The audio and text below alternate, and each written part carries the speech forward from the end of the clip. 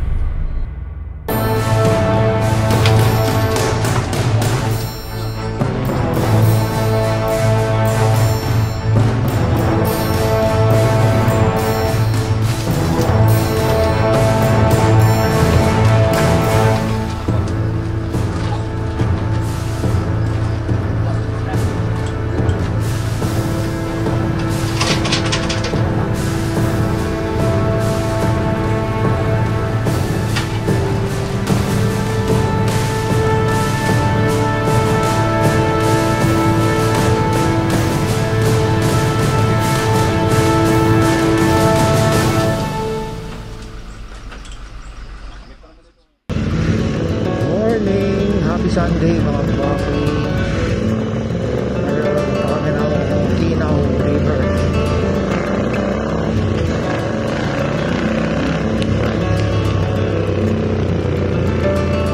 Diretso.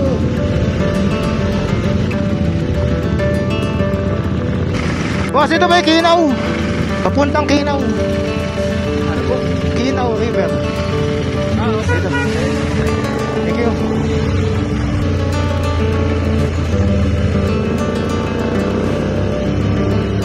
Diretso lang. Time check 10:39. Yun lang. Mali na.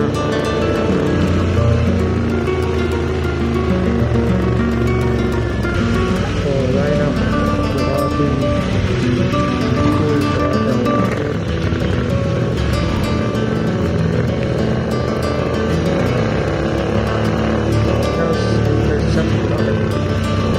Expected.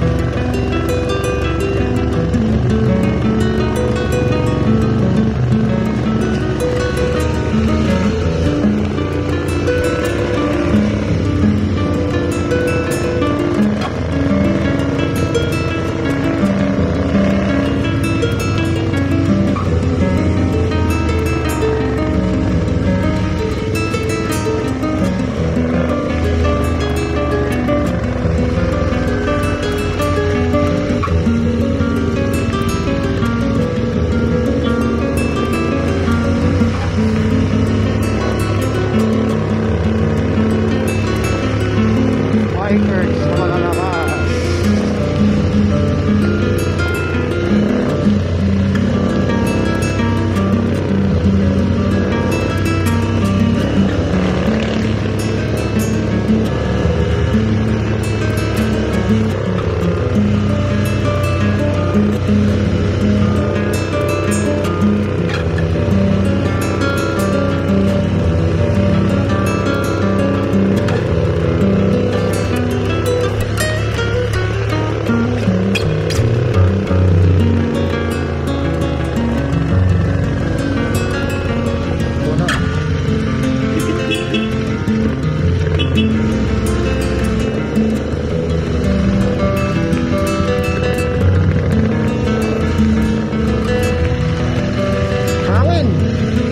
Magbabawas ako.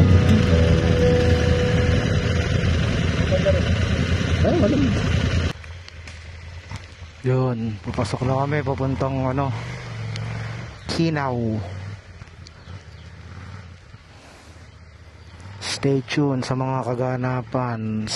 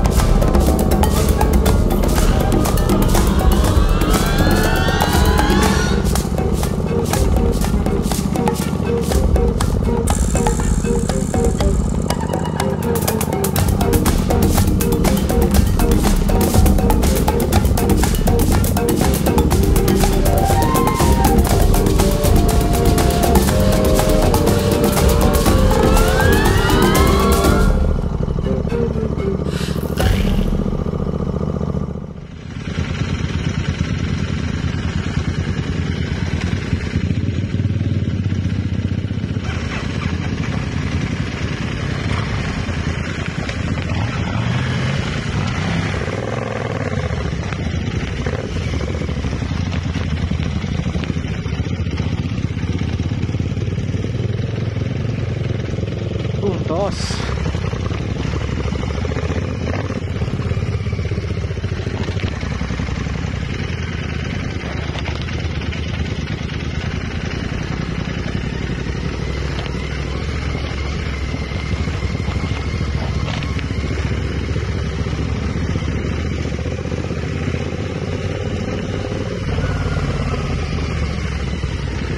It's the climb.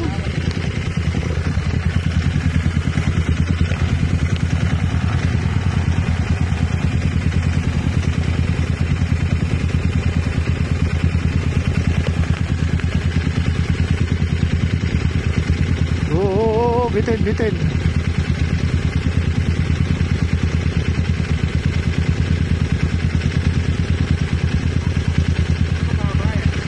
Ha? Di ko alam eh.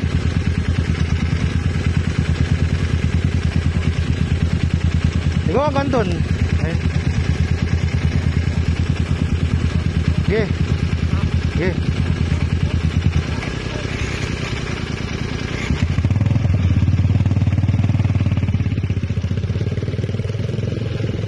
Man dogs.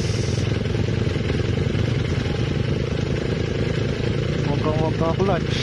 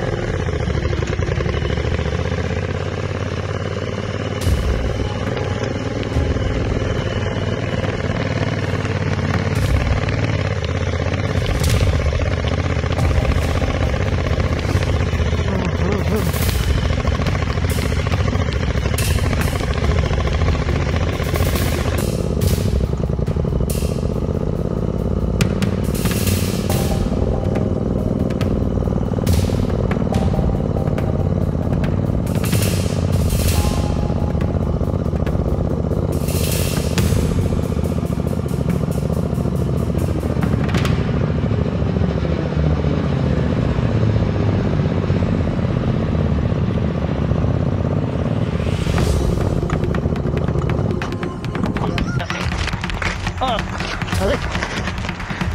Kaya dyan huminto. Safety, doon huminto sa ano, bitin. Kaya nga, dyan daw doon huminto sa taas. Ha? Doon sa taas. Ano yun? Doon kumagtaka rin. Mamaya na, mamaya. Hindi, bagay na natin. Ah.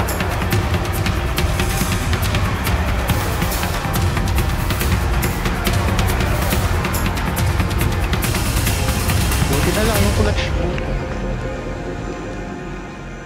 Dito ako nagbaliktad nun eh. Ha? Dito. Eh, ba't ikaw nakandyan ka? Ha? Ba't nandyan ka? Diyan nga bumagsak. Ah, bumagsak ka din ba? Oo. Dapat pala may radyo eh, no? May radyo. Ayun ko. Palipat na ako dito, nawala ng momentum eh. Nakadulas tuyo eh. Eh, Ito, gano'n natin dito. ulit. Baka mga na yung clutch. Ayun. Okay. Isa. Dalawa. Tatlo. Ah. Nakakambyo. Kapreno ako. Hindi, primera mo. Nakaprimera yan. Yan mo, alalayan mo ha. Sige. Primera ba? Oo. Hindi. May kakalat siya. Nakatala sa akin. Hindi. Sige. Eh, di. Paano ko ano? Hindi, pag umaandar na. Nakapreno naman eh. Kaya nga, muna ako, tumutulig ka. Okay. Eh, yan yung si Mandogs. Unang sabak. Nakaprimera. Preno mo.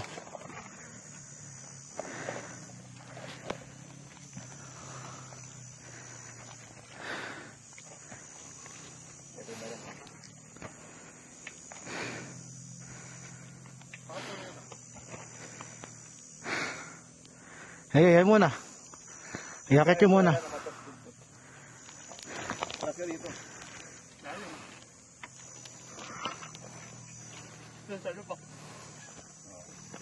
Dito, atas ako yun. Andali, mabigat eh. Pababa ito.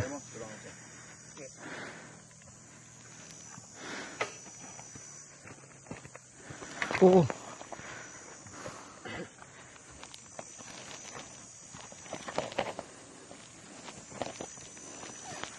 Hawak mo ah.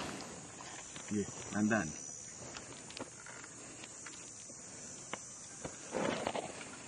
Saan ba lalagay? Nakakat ba? Kailangan patagilid.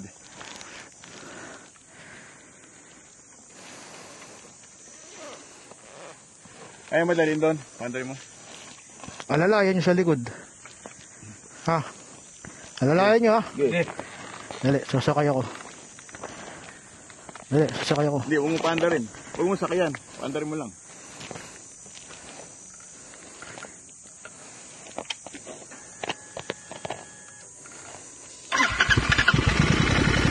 Tandaan. Wag. Ilok. Ayun. Pupesto ako. Ha? Dali, naano ako. Wala akong buwelo.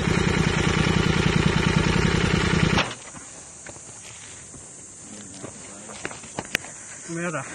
Nakapimera. Wala eh, malayo yung ano ko. Dali, ayos ko. Di, wag mong tigasan, JR. Lambot. Ha? Pabagsak. Hindi, alalayan mo lang. Basta wag mong tigasan. Kasi nakukontra. Alalayan sa likod ah. Pandakin ko. Sige. Yung wag niyong kontrahin yung ano ko ah. Sige.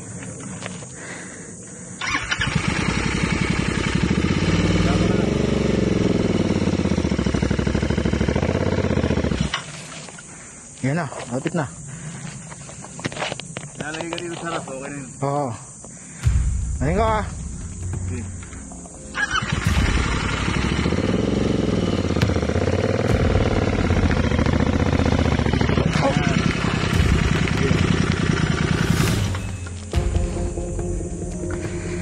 Iyan mo dyan. Liya mo. O, doon natin iakyat sa may patag. Wait lang. Hawak sa likod ah. Alam mo na, ibangat yan. Ayan, alalay nyo. Alalay. Nakapanera. Oo. Yeah. Dali, warakan mo din. Alalay ah. Oo, gapang na.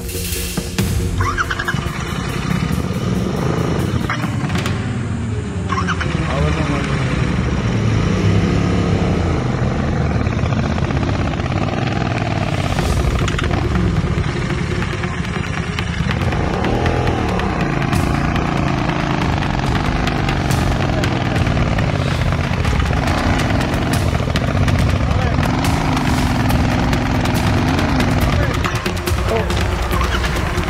Wala.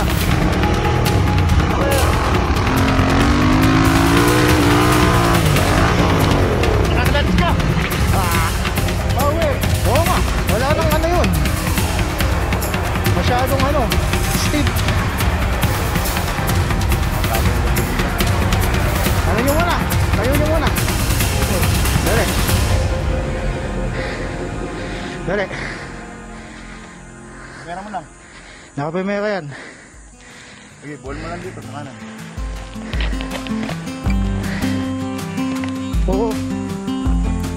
Dali. Bugilan nyo ah.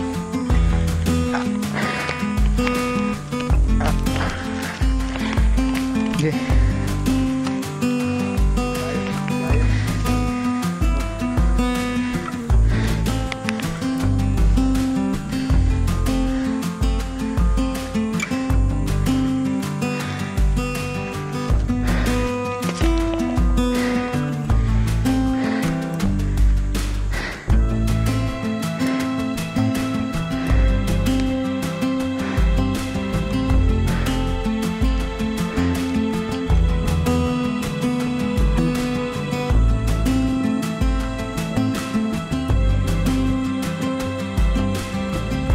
Baba mo na kaya. Patras. Nabali pa ako.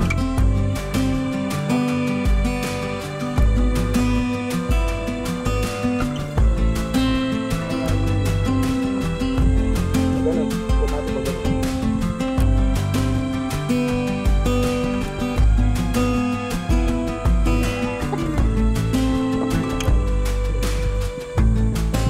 At bawi pala ako ng tubig. Sigurado ko yan. Paano babali? Dito, patras. Dito.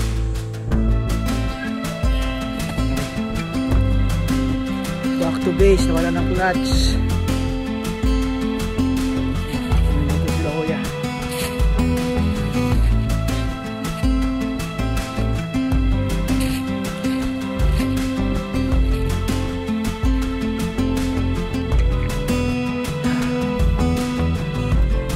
Mga tuklap.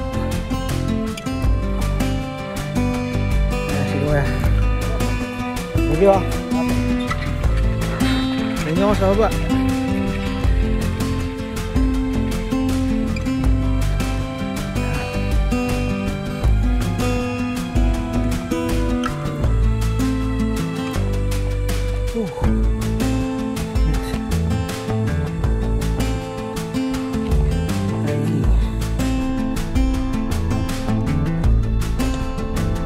Ayan, na-rescue na din sa wakas.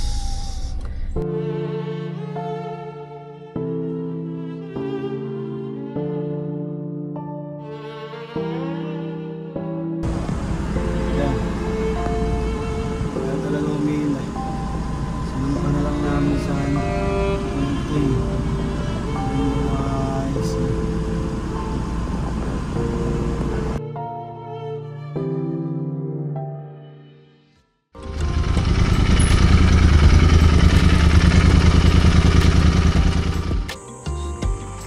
So ngayon nakuha ko na yung bike kay IXG. So before walang play to eh. Ngayon meron na. Ayan ah.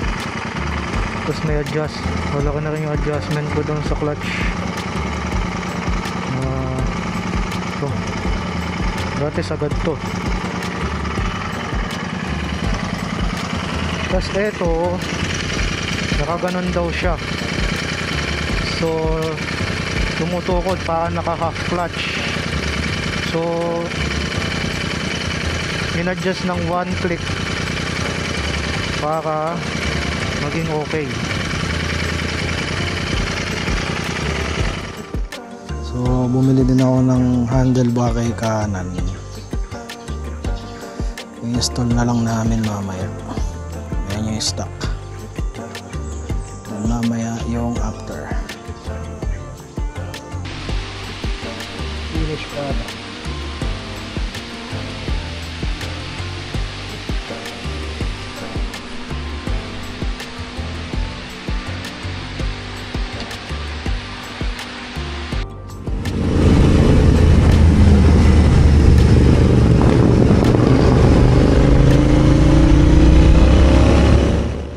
So ito yung nakuha ko kay kanan kahapon nung kinuha ko din yung motor, kasi sa kanya ko pina-install yung clutch lining.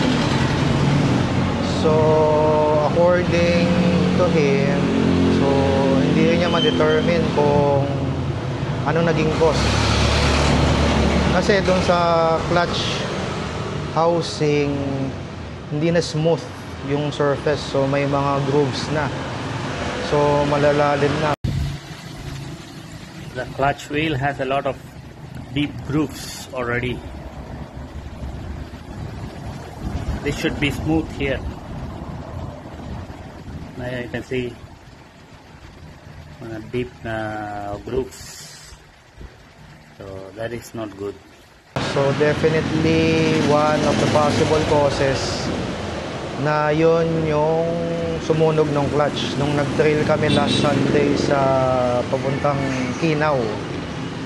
And also doon sa adjustment ng clutch lever, yung lever doon naka 90 degrees. So ang ginawa niya, kasi napansin niya naka 90 degrees, so tukod yung nakatukod yung clutch, so resulting naka half clutch siya every use. And then etong clutch lever wala nang adjustment, so wala nang play. So pagpiga mo o pagpiga ko, naka-engage na din yung clutch. So dahil naka 90 degrees, nakatukod na yung clutch, meaning every time I ride naka half clutch siya. So pero yun din ang one of the causes. And then he also noticed na yung metal ring baliktad yung lagay. So kasi meron daw dalawang part yun. Wait, meron akong sample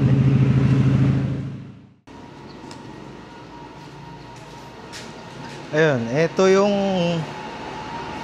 metal ring na stock. Ito yung pinalitan ko last Wednesday. So yung replacement nung last Wednesday naiwan ko na dun sa utol ko sa Kainta. Pero so ito yung sinasabi ko. So meron siyang dalawang side. Ito yung smooth side, ito yung sharp. Ito. So baliktad daw yung kabit. So ito yung instead na nakaganyan or nakaganyan, basta baliktad yung orientation niya. So one possible cause kung bakit nasunugan ako ng clutch nung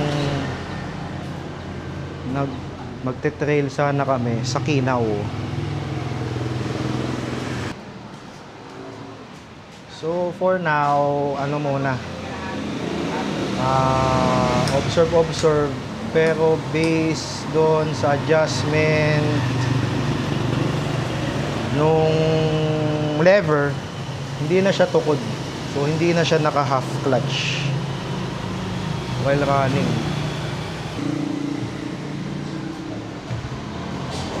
At kung gusto niyo yung mga ganitong videos, follow, like, subscribe, o share na rin sa mga papi o tropa nyo na may motor, for additional knowledge lang. Ngayon ko lang din nalaman yun. So kahit matagal na ako nagmumotor, medyo hindi pa ganun ka-broad yung knowledge ko. So maintenance talaga is the key to success. Bye-bye. Ciao.